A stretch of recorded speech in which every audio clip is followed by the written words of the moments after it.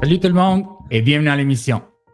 Cette semaine, on parle de la succession et le testament, suivi bien sûr par l'anecdote de David, et on finit avec le taux d'intérêt de la Banque du Canada. Restez avec nous jusqu'à la fin, vous ne voulez pas manquer ça.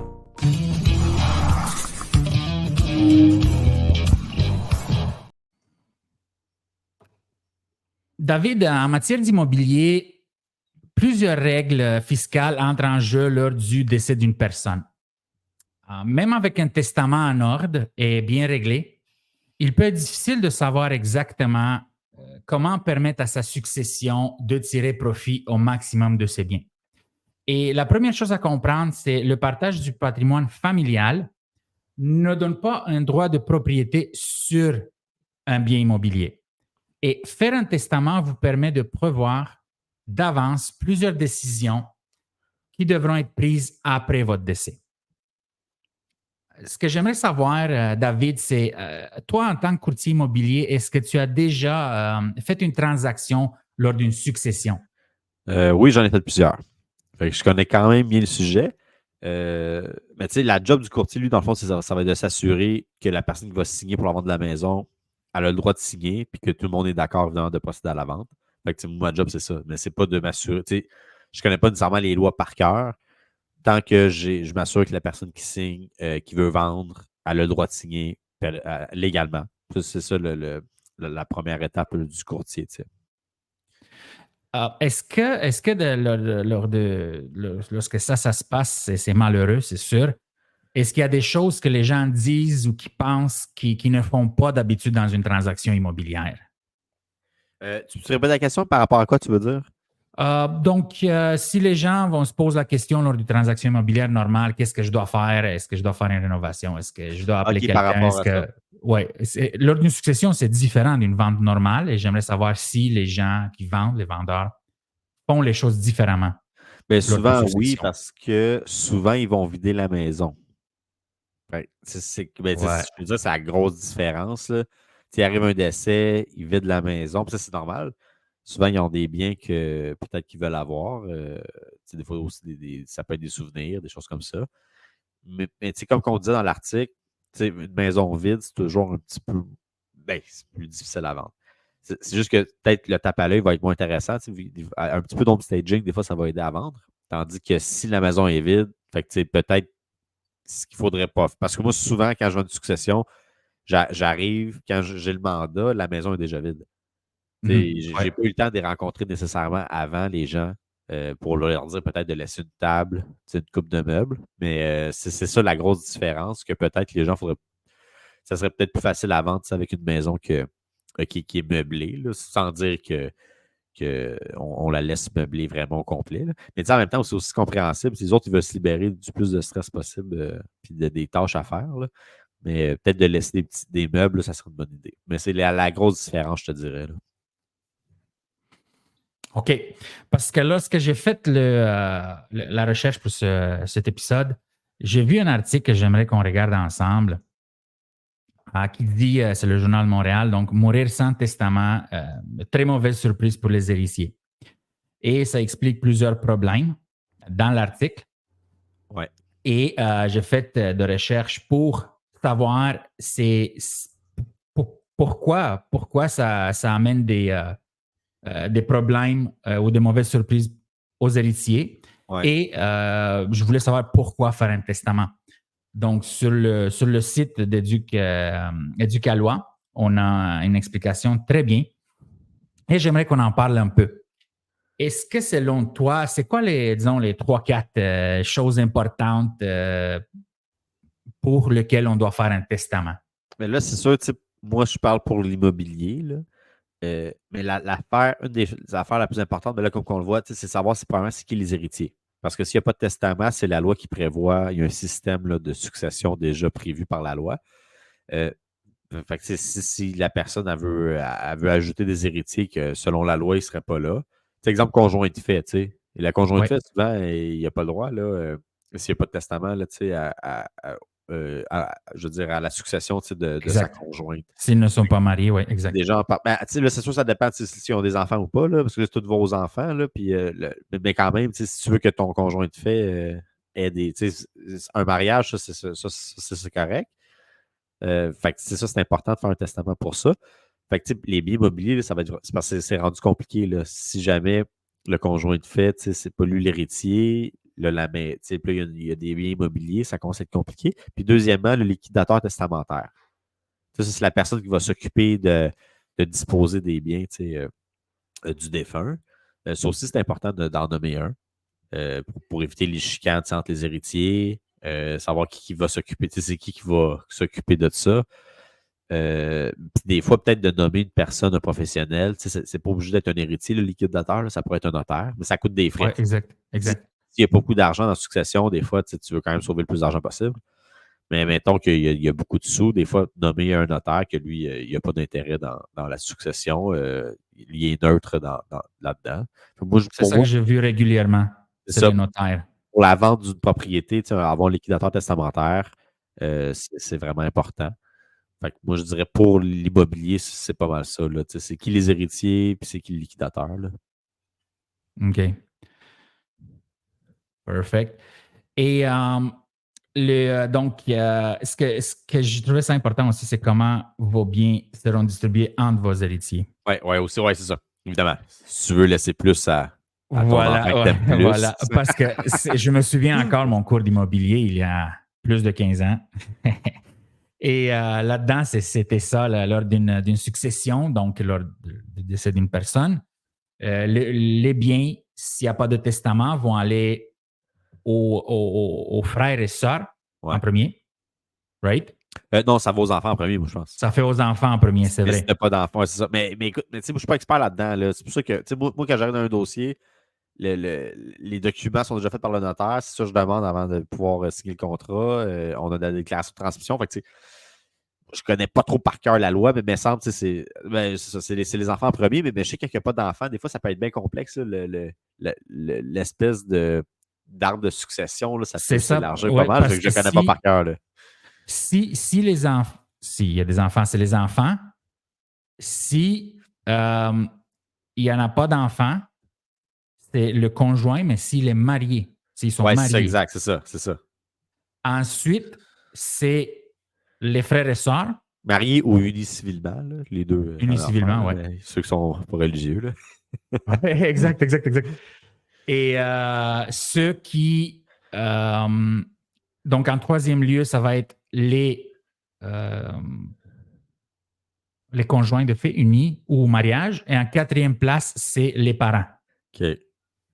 Ça, je me souviens.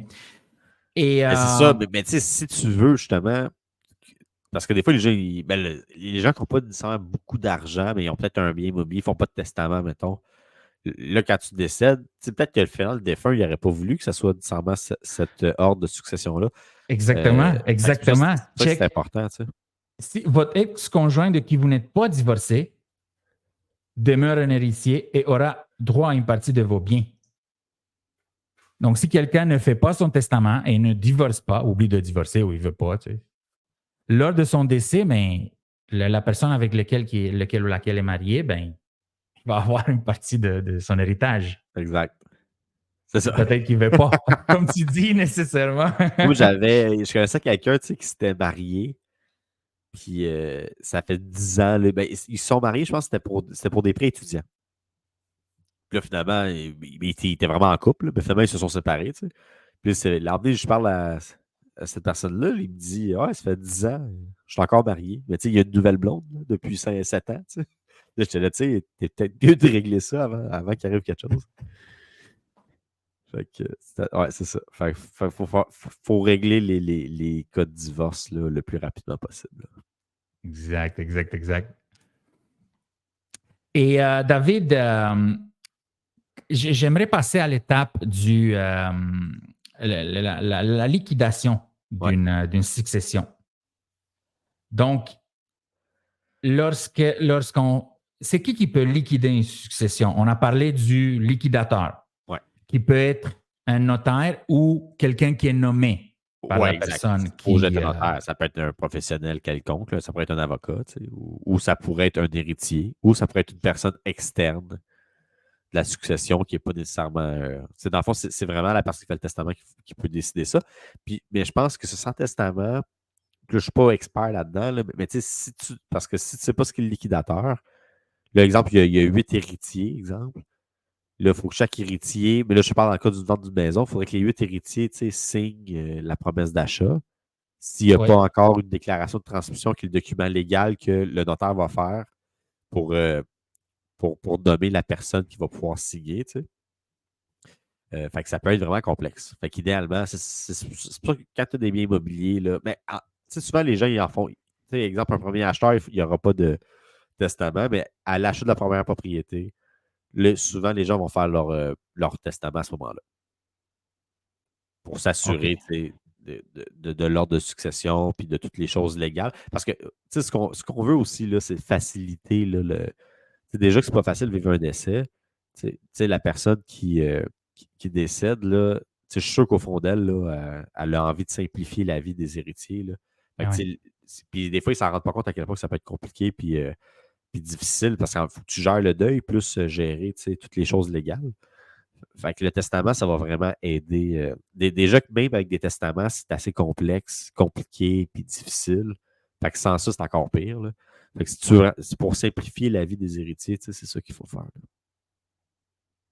Là. Puis, tu sais, Perfect. moi, j'en ai eu, mais on s'en parlera tantôt, là, Oui, mais oui. des cas compliqués, là, c'est l'enfer, là, quelqu'un qui n'a pas de testament. Là. Exact.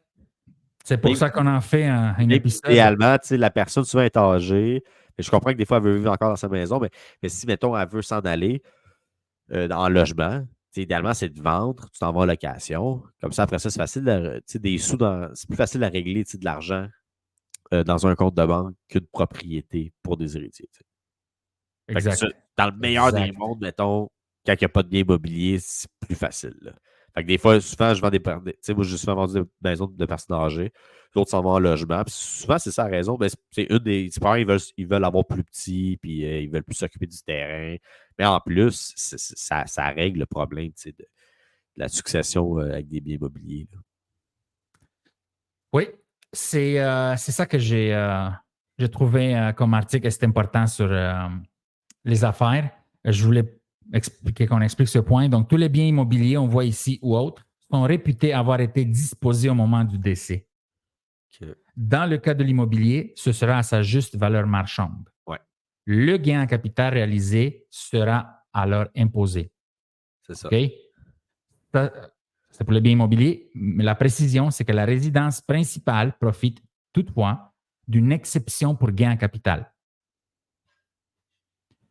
Donc, en d'autres mots, les biens immobiliers sont réputés avoir été disposés. Ouais, Donc, lorsqu'on fait une succession, je me souviens, il y a quelques années, euh, les impôts, disons, le gouvernement du Canada, les impôts, vont imposer à la juste valeur marchande de ces biens immobiliers au complet, ouais. mais ils n'imposeront pas la résidence principale. Non, exactement. Sauf la résidence principale. Ça veut dire qu'exemple, que le défunt, il y a d'autres propriétés autres qu'une résidence principale. Il a acheté la maison, elle valait 500 000. À son décès, la propriété autre secondaire, la propriété secondaire, elle vaut 1 million. Genre, parce que là, le gouvernement il va vouloir une évaluation d'un professionnel, là, d'un évaluateur agréé. Là, la maison, ben, la propriété secondaire, elle vaut 1 million maintenant. Fait qu'il y a eu un gain en capital de 500 000. Ça valait 500 000 à l'achat, au décès. Fait que les héritiers vont devoir payer de l'impôt là-dessus. Ouais. S'ils veulent le garder, là. Fait que s'ils veulent garder la propriété, il faut qu'ils payent l'impôt sur le 500 000 de gain C'est en capital. ça, c'est ça, c'est ça que j'aimerais expliquer. Puis Tu as là, on bien a un autre compris. podcast qui explique là, l'imposition. Là. Ouais, Parce que là, maintenant, il y a une nouvelle loi aussi par rapport au gain capital au-dessus de 250 000. exact, Là. Mais bref, exact. mais c'est ça qui est important à savoir. Fait que si n'ont pas l'argent de payer cet impôt-là, puis qu'ils Et ne sont pas voilà, capables c'est ça qui s'est passé dans d'hypothéquer, la succession, dans mon faut que tu exemple. vendes. C'est ça, il faut que tu vendes. Tu sais. Puis, Exactement. Parce qu'ils vont t'imposer que tu vendes ou non. Là. ouais, C'est pour ça que j'ai voulu regarder l'article qui dit qu'ils sont réputés avoir disposé au moment du décès. c'est ça. Ça veut dire que that's it, c'est ça l'argent, la personne est morte, on va C'est prendre comme un les transfert impôts. de propriété. C'est un peu logique. C'est un nouveau propriétaire qui a fait un gain en capital. Mais au lieu de devoir payer seulement au moment de la vente, comme si le propriétaire initial, le défunt, s'il avait vendu, il aurait payé l'impôt sur le gain capital. Mais là, la différence, c'est que les héritiers héritent de l'immeuble, mais là, ils doivent payer, s'ils veulent le garder, ils doivent payer l'impôt immédiatement. Oui, exact. C'est ça, là, Exact. OK. Allons-y. J'ai cherché sur le site Centris, que tu connais très bien. J'aimerais qu'on parle de la succession. Donc, Ouais. une vente de succession, qu'est-ce qu'il faut savoir? Donc, le premier point j'aimerais qu'on en parle, donc pour qu'une personne puisse recevoir par succession, il faut qu'elle cumule les qualités énoncées au Code civil, c'est-à-dire exister juridiquement et ne pas être indigne. Ça veut dire que la personne existe et n'est pas en défaut pour certaines choses. Ouais. Right? Je ne veux pas rentrer dans ces détails-là, mais c'est ça l'explication. Okay. Et ensuite, c'est quand peut-on vendre la propriété qui est important à savoir. Et ce que ça dit, c'est qu'une fois que tous les héritiers se mettent d'accord pour procéder à la vente de succession, la première étape consiste à obtenir une déclaration de transmission relative à un immeuble. Ouais. Fait que Ce document. C'est un document. C'est un document légal fait par un notaire. Tu sais. Voilà. Ah, OK, mais c'est écrit, c'est ça. Exactement. C'est ça, t'allais poursuivre. Ouais, t'es vite. Trop Donc, rapide. Exactement. Il s'agit d'un acte notarié inscrit au registre foncier du Québec qui officialise le transfert de la propriété aux héritiers. C'est ça. OK? Et sans ça, on ne peut pas procéder à la vente des courtiers immobiliers. Tu sais, ça, c'est le document. Tu sais, moi, si j'ai des gens qui m'appellent pour vendre une succession, je demande si la déclaration de transmission a été faite. Je vais vérifier au registre foncier, le registre qui est public. Puis là, c'est là que je vais voir c'est qui le signataire qui a été nommé dans ce document-là. Avec ce document-là, OK. je peux procéder. Je vais procéder à la mise en vente de la propriété. Tu sais. Mais tu sais, c'est quand même possible des fois de commencer le dossier sans ça. Mais il faut mettre des conditions qui protègent tout le monde, que c'est conditionnel à l'obtention du document légal du notaire et qui autorise la personne à signer. Mais tu sais, ce qu'on veut s'assurer, là, c'est qu'il n'y ait pas d'autres héritiers. Voilà, mais c'est ça. S'il y en a comme un ou deux, là, puis ils sont pas mal clairs que ces deux-là, les héritiers, c'est quand même simple une promesse d'achat. Mais s'il y en a 12. C'est ça. Mais même à ça, si la déclaration de transmission n'est pas faite, puis exemple, on est sûr que c'est ces deux-là pareil, mais ce qu'on ne sait pas, c'est le défunt, as-tu fait un autre testament? Fait que le notaire lui va faire une recherche testamentaire, s'assurer qu'il n'y ait pas d'autres testaments qui empiètent sur le testament en vigueur s'il y en avait déjà un. Moi, ça m'est déjà arrivé, j'ai déjà mis une propriété en vente. Je n'avais pas encore la déclaration de transmission, mais le notaire m'avait dit écoute, ça devrait être ces deux héritiers-là. Mais j'avais bien inclus une condition que si jamais on avait une offre d'achat avant d'avoir le document officiel, que c'était conditionnel à l'obtention de ce document-là, sinon la promesse d'achat devient nulle et non avenue. Parce que ma job, c'est de protéger la transaction. Je ne veux pas arriver que finalement, il y a un autre héritier caché qui habite à Chibougamau, Exact. que lui ne veut pas vendre, finalement. Fait que, ma job, c'est d'éviter ces problèmes-là. Mais c'est ça. Mais il faut ce document-là pour la mise en vente. C'est la première étape pour qu'on puisse donner le mandat à un courtier immobilier. OK. Et j'aimerais savoir que doit-on fournir pour obtenir une déclaration de transmission? Ben, écoute, Donc, OK, vas-y, ouais.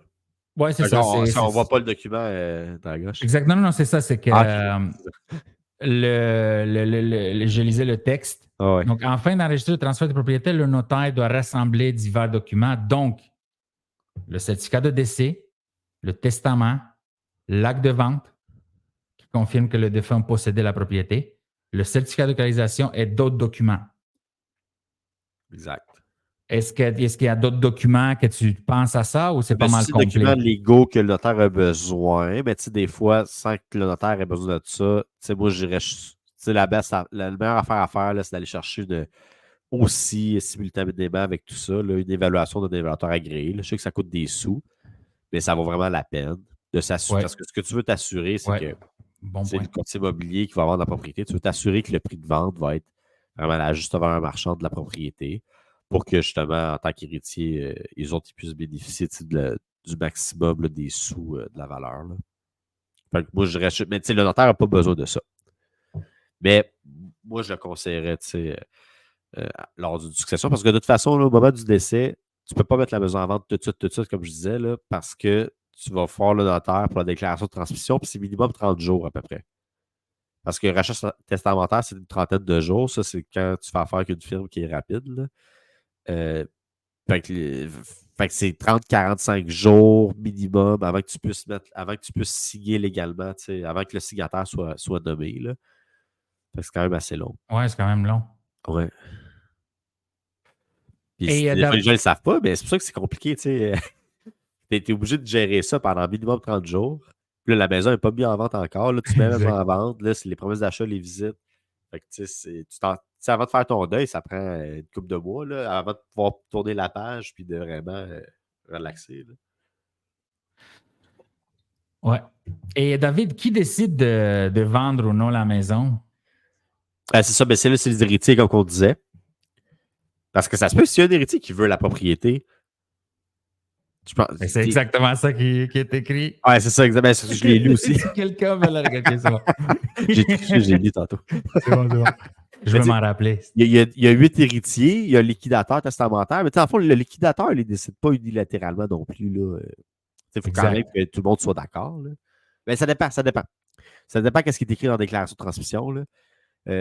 Des fois, ça se peut que le liquidateur peut décider de faire ce qu'il veut. Là. S'il y a tous les droits liés à ça, ça se peut. Là, ça. Souvent, c'est ça qu'on veut justement en tant que courtier. Là, parce que la personne qui signe, tu veux t'assurer qu'elle a le droit unilatéralement de décider si c'est avant. Exact. Mais mettons qu'il n'y a pas ça. Il peut y avoir un liquidateur sans qu'il y ait ça des fois, ou il faut s'assurer que la personne qui veut acheter, qui paye le bon prix. Fait qu'il faut que les héritiers s'entendent entre eux, si c'est le cas. Oui. Oui. Et justement, après qu'ils sont entendus entre eux, ça, c'est une question que j'avais souvent quand j'étais courtier immobilier. Donc, est-ce qu'il est préférable d'effectuer des travaux avant la mise en vente? Et ça, c'est ça mon point de tantôt quand je disais est-ce que les gens pensent différemment?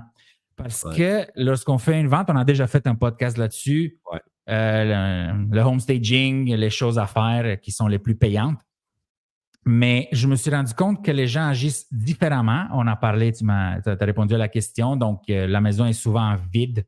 Ouais.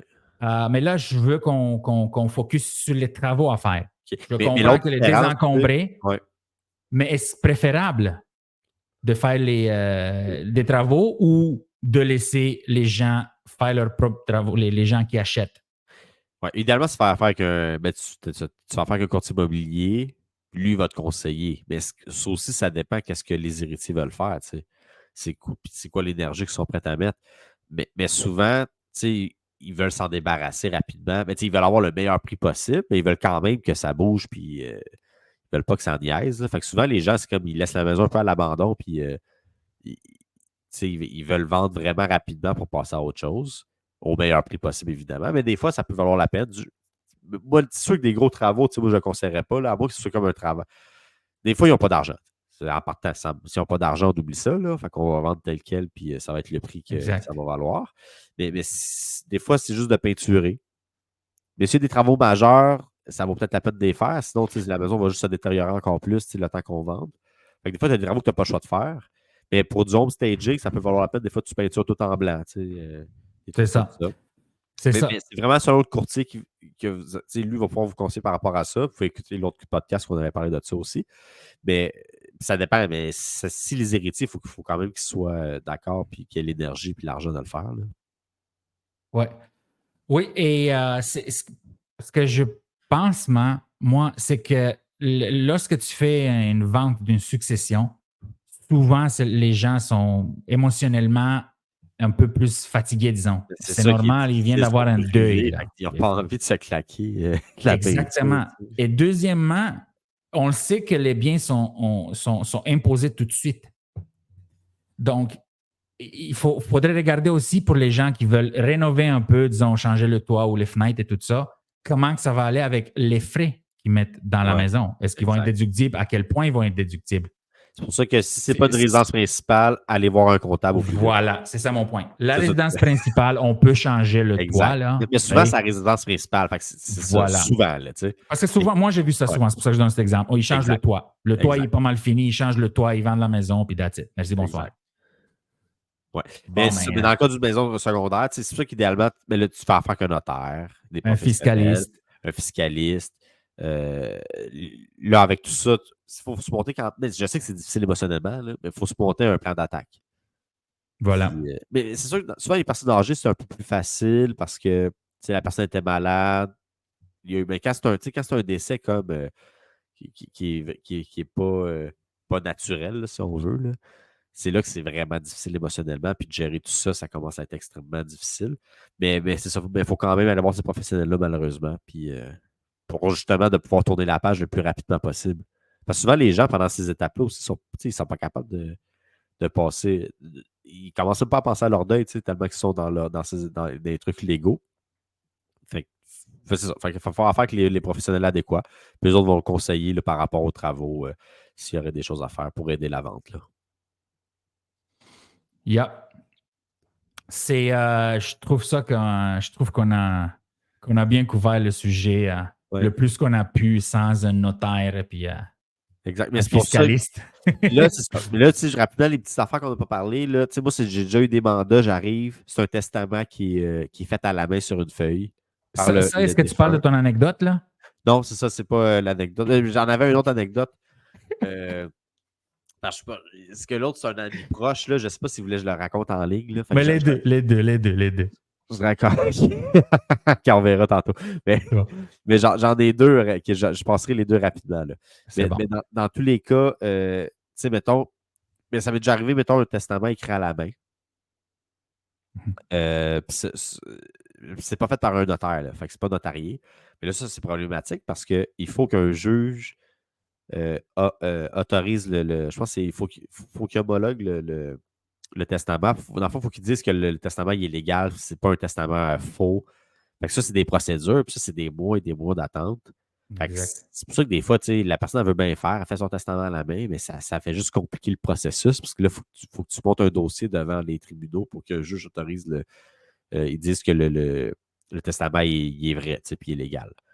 Fait que ça, c'est pas conseillé. Malheureusement, c'est mieux de payer des frais puis de faire ça selon les règles de l'art.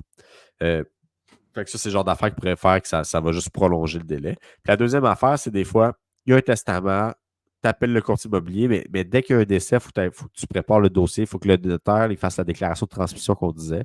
Ça, c'est le document légal qui va nommer le signataire. Fait que ça, on a besoin de ça pour la vente d'une propriété. Puis ça, c'est minimum 30 jours parce que le notaire, lui-même, avec un testament légal, il faut qu'il fasse une recherche testamentaire pour savoir s'il n'y aurait pas eu un autre testament fait entre le délai du premier testament. Fait que ça, ils font des recherches légales là, à savoir s'il n'y en aurait pas un autre testament qui aurait été publié quelque part ou qui aurait été fait par un autre notaire. Fait qu'il y a encore des délais. Mais c'est pour ça qu'il faut faire affaire avec des professionnels si on veut raccourcir les délais, parce que déjà en partant, même quand c'est fait selon les règles de l'art, il y a des délais pareils. Nice. C'est très bien expliqué. Ouais. C'est très bien expliqué. Tu as beaucoup d'expérience avec ça. Je me suis fait pogner dans les histoires, mais c'est là qu'on apprend. Exact. Ça se voit. C'est pour ça que je dis. Ça se voit. C'est ça mon point. Ça se voit. Ça se voit qu'il y a des expériences qui ont passé dans ta vie par rapport à ce sujet. Bon, mais je sais que... Je peux raconter, il y avait tout c'est ça, c'est non, c'est l'anecdote. C'est ça que je disais, on embarque dans l'anecdote, mec. OK, première anecdote, il y avait un dossier qui n'avait pas de testament. Il y a 10 héritiers au dossier. Là. Mais quand la madame m'appelle, le notaire avait déjà commencé à faire le dossier. Là. Je pense qu'elle était nommée signataire, me semble. Mais le gros problème dans l'histoire, c'est qu'il y avait un dans les 10 héritiers, il y en avait un qui était sous curatelle. Le curateur public du Québec. Ça veut dire qu'il n'est pas apte mentalement à signer. Il faut qu'il y ait un signataire pour cette personne-là. Puis quand il y a ça... Il était indigne. Je ne sais pas si c'est ça. Non, c'est pas vraiment pas vraiment bon terme en français. Exact. Mais c'est ce qu'on a lu tantôt au début. Inapte. OK, ouais. C'était vraiment inapte. Ouais. Elle avait des problèmes. La vieillesse, là, de la démence, je ne sais pas. Là. Mais elle ne pouvait pas prendre de décision pour elle-même. Elle n'était plus apte là, mentalement.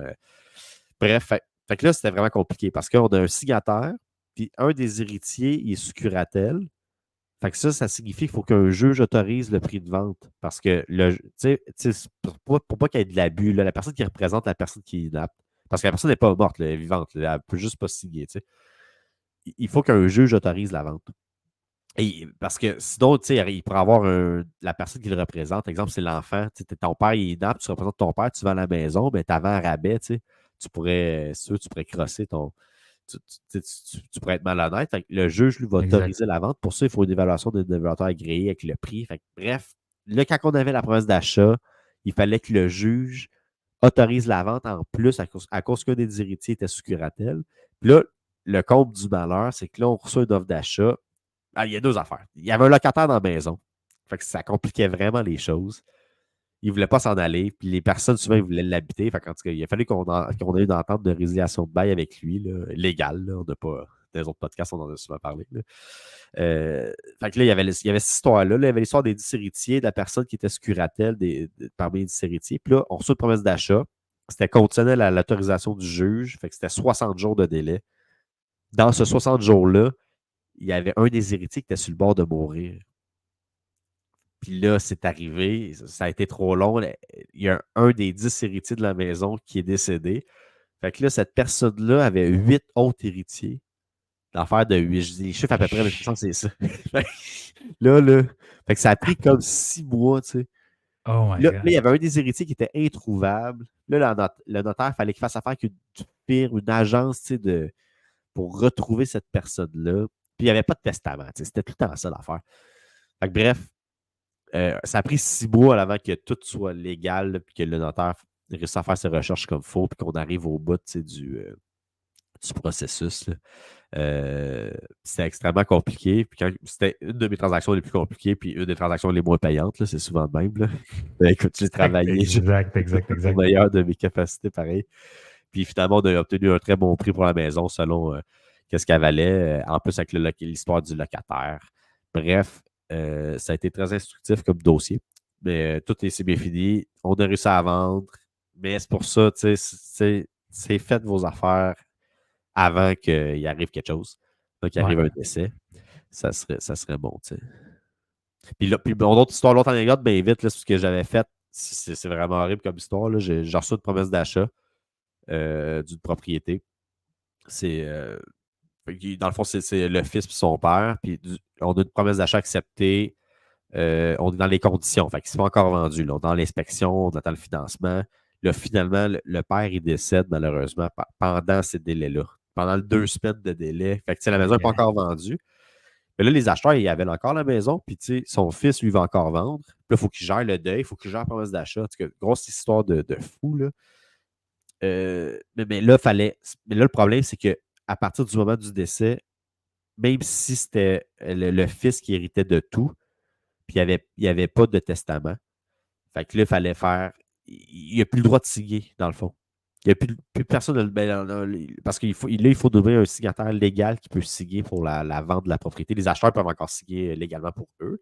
Mais là, lui qui se retrouve avec le seul successeur, le seul héritier, je veux dire, il ne peut plus signer. Mais pourtant, il avait signé l'acceptation de la promesse d'achat pour être dans les délais. Tu sais. Fait que là, tout le monde a été d'accord. Ce qu'on a fait, c'est qu'on a appelé un notaire. On a tout recommencé les démarches. La promesse d'achat était comme en stand-by, si on veut. On a signé des papiers qui étaient légalement, qui n'avaient pas le droit de signer, mais que c'était comme en stand-by. Là. Puis on est allé chercher des documents légaux, de tout fait le processus, mais ça a pris quasiment 60 jours avant qu'il puisse signer légalement au nom de finalement son père, puis au nom de lui qui était aussi propriétaire. Là. Fait qu'on s'est rendu au bout de tout ça finalement. Les acheteurs l'ont entendu, tout était correct, mais c'est pour ça que je parle de l'histoire des délais, sans testament. Mais même avec un testament, il aurait fallu attendre un peu. C'est ça. Mais on s'en est sorti. Puis ça a pris comme 60 jours. Puis là, finalement, quand il a pu avoir l'autorisation qu'il pouvait signer, on a finalisé la transaction. Puis ça s'est vendu. Mais on était comme bloqué, là, parce que légalement, il faut qu'il y ait un document, la déclaration de transmission qui nomme finalement l'héritier, le signataire. Signataire, c'est ça. Donc voilà, c'était mes 2 anecdotes. Ça a été 2 dossiers. Ces 2 dossiers-là m'ont vraiment appris beaucoup. J'en ai eu d'autres beaucoup, là, souvent. Souvent, c'est facile. Tu arrives, déclaration de transmission est faite, il y a 3 héritiers, tout le monde veut vendre.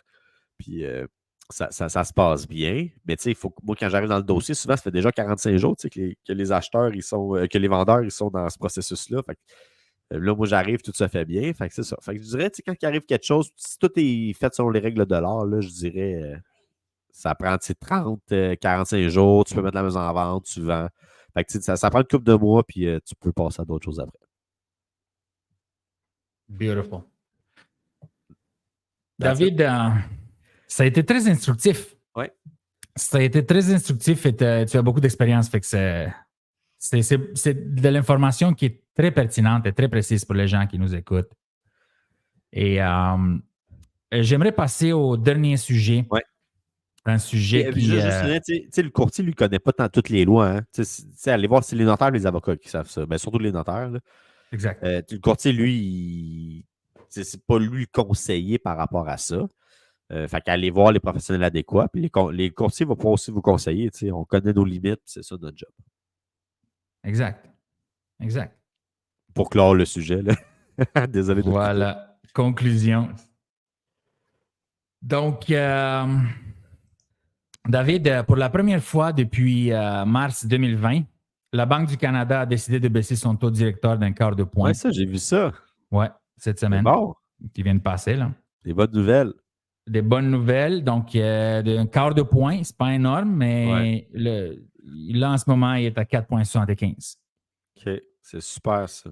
Mais tu sais, des bonnes J'aimerais nouvelles. savoir qu'est-ce que toi t'en penses par rapport à ce changement.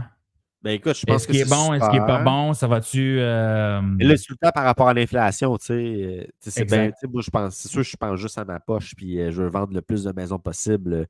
C'est bon, mais si tu regardes l'économie dans l'ensemble, c'est pas Voilà. ça qu'on veut nécessairement. Non. Tu sais. Non. Parce que on l'a démontré, qu'est-ce qui arrive quand les taux sont trop bas, puis qu'il arrive une pandémie, finalement. Exact.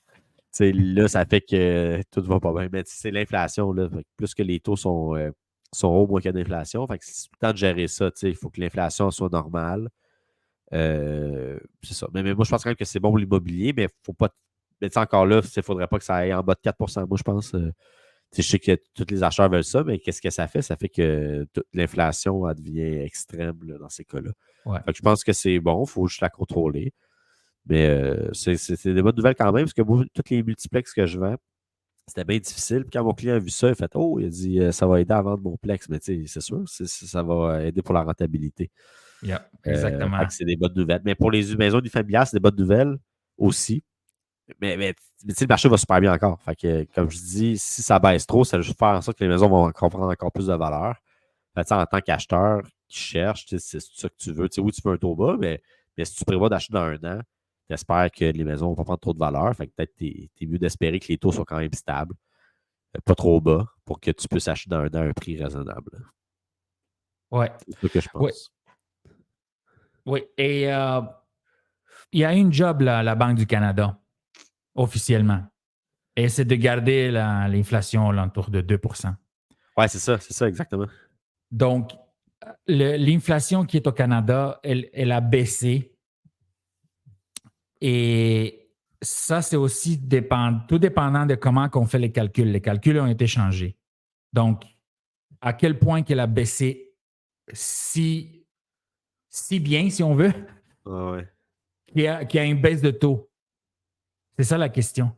Parce que l'inflation, c'est très, très... ça peut être compliqué, mais le principe de base il est simple. C'est qu'il y a trop d'argent pour les produits et services qui existent, surtout pour les produits qui existent dans le pays, si on veut. Donc, ce que le gouvernement choisit, c'est qu'à place d'augmenter la production pour faire baisser l'inflation, ils ont augmenté les taux. C'est ça. OK, depuis mars 2020. C'est très simple. Il y a des pays qui pensent disons, à réussir à avoir une meilleure vie pour leur population. Et ces pays-là, si on les regarde, ils augmentent toute leur production. Ils focusent sur le PIB. OK. Au Canada, je ne sais pas pourquoi, on ne va pas rentrer dans les détails, mais le gouvernement a choisi de monter les taux à place d'augmenter la production. OK. C'est peut-être politique, idéologique, peu importe. Mais je sais pas, tu sais, exemple que tu te. Mais là, moi, je suis zéro économiste, là, puis je connais pas ça tant que ça, là, mais Moi c'est non plus, je ne suis mettons, pas économiste, mais je ouais, connais tu quand connais les même très principes bien de les base, principes du tu marché. Ouais. augmentes la production, mettons. Oui. Mais si les taux continuent à être bas, tu sais, est-ce que ça va quand même avoir une incidence sur l'immobilier? Tu sais, est-ce que ça peut vraiment stopper 100% l'inflation? Je pense que le moyen le plus drastique, c'est de monter les taux. Tu sais, c'est le moyen le plus Exact. rapide. Exact, tu as raison. C'est le Tu plus sais, il y drastique, a c'est ça le plus aussi, rapide. côté Oui. rapidité. Tu sais, les autres, ils voulaient casser, dans le fond, tu sais, le Ouais. rythme. Et ça, Créer c'était une fou. mini-récession. Je comprends C'est le ça. point. Mais je Mais comprends. Mais il y a peut-être un juste milieu. Ouais, c'est ça, exact, exact. Ouais, à long terme, faut que tu augmentes la production. Là. ouais, Donc, je c'est très comprends. simple. Si tu as, 20 puis tu as 20 pains, là, hein? C'est égal. 20 pains, c'est 1 $ chaque pain. Si tu Mais as c'est 20 ça. Mais si t'as puis tu 20 as piastres, 10 mais pains, ben, ça revient à 2 $ chaque pain. c'est ça. C'est ça l'affaire. C'est ça l'inflation. C'est ça, c'est ça. Exact. Faut faire plus de pain. Ah, ouais. C'est tout. Fait que là, tu es en train de me dire que je deviens de boulanger? Exactement. Ou boucher. OK. Boulanger et boucher, man. C'est ça le futur de l'agriculture. Exact. Mais ça, c'est vraiment quand même un principe, là. Je sais qu'on. Tu sais, du principe capitaliste, là, de surconsommation. Tu sais, Ouais. l'économie est basée là-dessus. Ouais. Puis comment tu veux que écologiquement ça aille bien quand c'est ça? Le but, c'est de tout le temps produire plus. Voilà. Je dis pas, c'est sûr que c'est un système en termes d'idéologie, le système capitaliste, c'est la liberté puis la démocratie, c'est bien, là. Mais je sais, il faudrait peut-être retourner un jour dans un système plus rural. Oui, Si ben, c'est le monde peut le possible. faire. Le monde peut le faire. Il y Ouais, a mais c'est pas ça qu'on veut, tu sais. les Amish, les Mennonites. Ouais, Il y en exact, a, c'est il y ça. en a, il y en a quand même des millions en Ouais, Amérique du Nord là, qui vivent comme il y a 300, 400 ans, 500 ans. ouais. Là. Mais restons pour le taux. Donc, c'est une première baisse et ça va pas changer énormément pour l'instant. Mais si la production, parce que la production, c'est la plus basse des pays avancés, là, le Ouais. Canada. C'est ça le problème. OK? C'est pour ça qu'il commence à descendre le taux d'intérêt. Parce que la production est basse. Donc, si la production n'augmente pas, il continue à faire baisser les taux d'intérêt, l'inflation va repartir. Exact. Mais Solide. c'est ça qui me fait peur pour les maisons. Et Tu sais, si, ouais, je te écoute dis, bien, baisse les taux en bas de 4%, là, oublie ça. Les maisons, ça recommence au exactement, Québec. ça Mais tu sais, recommence, exact. très bon point, ça recommence et ça peut amener une stagflation qui est très mauvais. C'est-à-dire qu'il va y avoir l'inflation comme un fou, là, Ouais. et pas de production. Stagnation dans le Ouais, PIB. ouais, Pas de ouais, ouais. production. C'est ça le problème du Canada. Les Exact, États-Unis, ils exact. augmentent leur PIB, là, ils augmentent la Ouais. production, là, ils peuvent s'endetter, ils peuvent baisser les taux. C'est juste ça. On peut passer à d'autres choses après. Là. C'est juste. C'est vraiment intéressant. Ouais, faut penser à produire plus. C'est très simple. Ouais. OK? Bon, ben écoute, on va appeler le on va appeler Libidis, puis. Exact. On va faire tout de suite Mais tu penses-tu que c'est en train de se faire? Moi, je regarde pas trop ça, honnêtement, là, mais est-ce que tu penses qu'au Canada, on essaie de produire plus ou c'est pas non, des. non. OK. Au Canada, si on veut être direct honnête, là, c'est la manière de penser. C'est la manière de penser qui est faite comme ça. OK. Ça a des avantages, définitivement. Mais lorsque les choses vont mal, c'est moins drôle. Ouais, c'est ça. Parce que quand les choses vont mal, tu t'en sors en produisant. Ouais, ouais, ouais. Et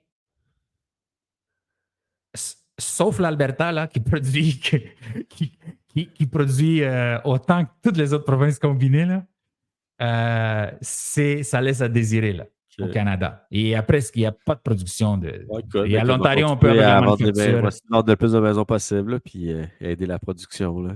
Voilà, voilà. Mais je Mais trouve c'est que ça. courtier immobilier, c'est quand même.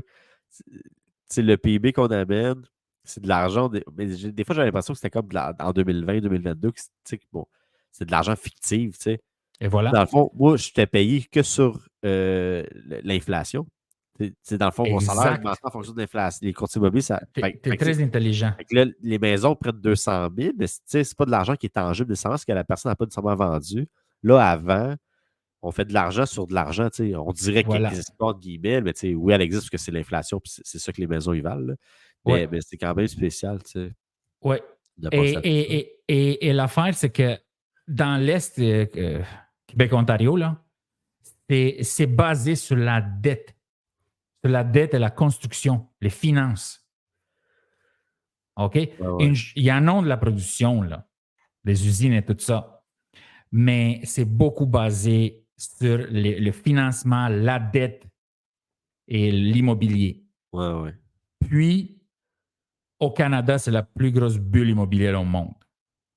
C'est comme ça que c'est considéré. Mais moi, je Avec pense les marchés pas de une bulle Vancouver et Toronto. immobilière. Là. Le Toronto, c'est le marché le plus surévalué Ouais. Mais en dans même les temps, pays Western countries c'est là, qui décide ça? avancés. Qui décide ça? Dans le sens, si les gens, c'est ça qui sont prêts à payer, puis que ça ne baisse pas dans 10 ans, C'est ça. surévaluer, c'est ça la vraie valeur, si les gens ils sont prêts à, acheter Tu as raison. La valeur, c'est ce qu'un acheteur est Parce que prêt à payer. je Je suis sais, moi, d'accord avec toi. mais quand j'ai commencé, v'là 7 ans à peu près, ben, j'étais un nouveau courtier. Là, à Toronto, c'était ils parlaient de ça, des surenchères, c'était fou. Là. Au Québec, ça n'allait pas si bien. Là. Ouais. Puis là, ils disaient que c'était peut-être une bulle immobilière, mais ça n'a juste jamais arrêté. Puis je me dis, c'est vraiment une bulle? Ou c'est ça que ça vaut? Ouais. C'est un bon point. Mais check ça, là. On va finir avec ça. Parce que Donc, des futurs d'une bulle immobilière, ça veut dire qu'un jour, ça peut péter, tous les prix vont baisser, mais moi, sincèrement, je pense pas que ça va arriver au Québec là, dans les 20 prochaines années. Là. J'espère que non, man. Zéro un expert. Là. J'espère que non, parce qu'on ne sait jamais. C'est ça, puis on n'a pas une bulle de cristal. Sûr. Ça fait 30 ans qu'il n'y a pas eu de récession dans le prix d'immobilier. Quand on est arrivé en 96 avec ma famille, ça venait de sortir de 92-93. Fait que les prix, il y avait beaucoup d'allure. Mes parents ont acheté, je pense, 62 000 ou 69 000 un semi-détaché. Maintenant, à Saint-Eustache, tu l'évalues, je suis sûr que ça va être 550, 600 000. Mais j'ai quand même la conviction. C'est incroyable. Mais moi, je pense pas que ça va péter. J'ai pas l'impression. On va voir. Moi aussi, j'espère que ça va bien continuer. Ben, c'est sûr. Tout le monde. Parce que check le dilemme, si on veut. Là. Donc, malgré la baisse de taux, malgré des bons emplois, le coût de la vie fait de plus en plus mal à un couple dans la trentaine. Ça, c'est pas juste un couple dans la trentaine et c'est pas juste au Québec. Là. Ça, c'est au Canada. Après 9 ans de politique douteuse, un jeune couple de la Montérégie qui vient d'avoir des jumeaux trouve de plus en plus difficile de joindre les deux bouts avec l'explosion de coût de la vie de tous les bords et de tous les côtés. Okay.